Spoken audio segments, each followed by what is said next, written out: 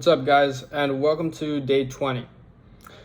So today I worked on the website for my agency and I finished the MVP, which is MVP is minimum viable product. So it's like the minimally viable version of my website, or to explain it a better way, it's like obviously I want to make my website better in the future, but like it's good enough now, so like I'm gonna move on from that. Working on that.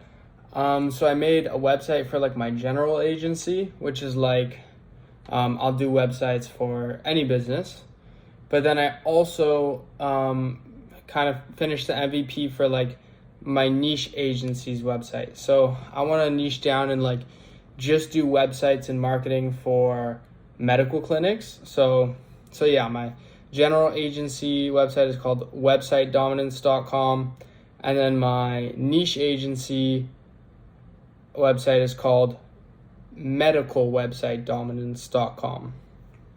So I finished that up, and then I set up some cold email software for those emails. So like for my email for each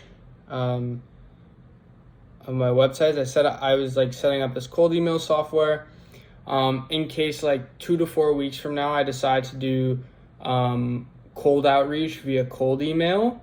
If I decide that, then my email accounts will have already been warming up for 2 to 4 weeks, so that way I can start it in 2 to 4 weeks. So I set that up.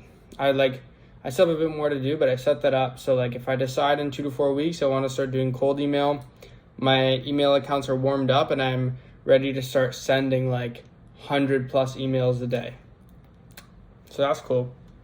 And then I still have to like make my contact form work on my websites. So like I kind of ran into an issue, which is basically like I used Elementor forms to, you may not understand this if you don't know much about web dev, but I use Elementor's built-in form system to make my contact form rather than WP forms, which I've done on my past websites. And as a result, when I tried to like set up SMTP for the contact form, it's not working, right? So my contact form isn't working. Like when I fill it out, it's not actually sending me an email. And the problem is I could switch to WP forms, right? And then I could make my contact form work.